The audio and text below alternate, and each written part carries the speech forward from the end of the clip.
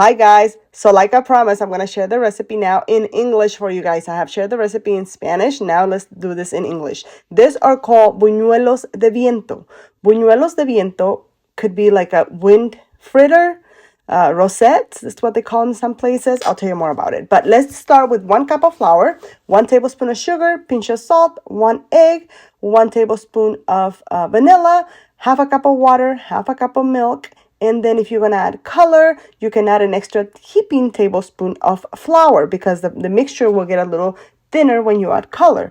I recommend you still add the extra tablespoon. It just gives the dough more body and better. So I'm always going to say a cup and a tablespoon. So you're going to start by mixing the wet ingredients. Like I said, half a cup of water, half a cup of milk, 1 egg, tablespoon of vanilla. We're going to mix that really well. Then we're going to add the salt and the sugar. Mix that really well, and then we are going to add the flour.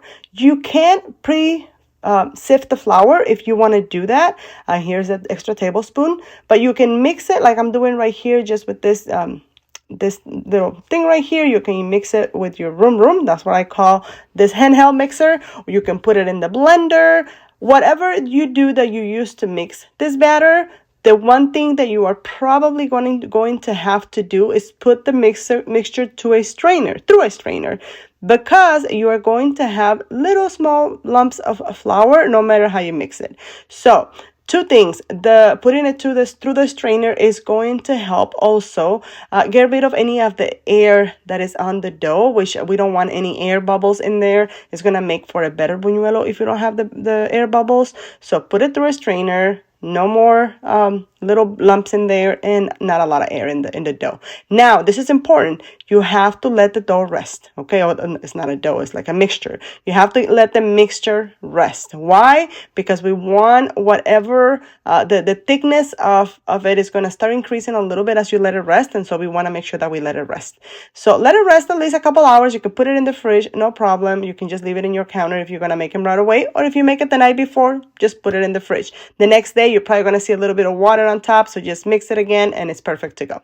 Now, the molds for the buñuelos, I'm going to tell you guys where to find the link to order those. I don't have them in my shop yet, but I do have them in my Amazon store, so you can go in my link and there's the bio there for Amazon, and you can go in there, and I have all the stuff that I use here is in there, as well, the thermometer, the buñuelo molds, and all that stuff you'll find in there. So the things that you're going to do, the oil has to be between 320 to 350 degrees. It can be any hotter than that, and it can be any colder than that.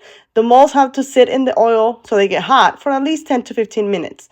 Once they're hot, then you're going to start making your buñuelos. Here, I did a combination of colors. You can do just one color. You can just do without color. It's up to you. Now, you're going to don't let go of the buñuelo once you put it in the oil. Let it sit in the mold for a little bit. I'm going to make another video to show you the difference if you don't let it sit there. So don't shake it off right away.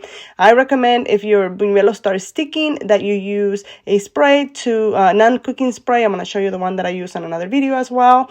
And on the other video, I'm just going to give you guys all the tips and process that I recommend that you do.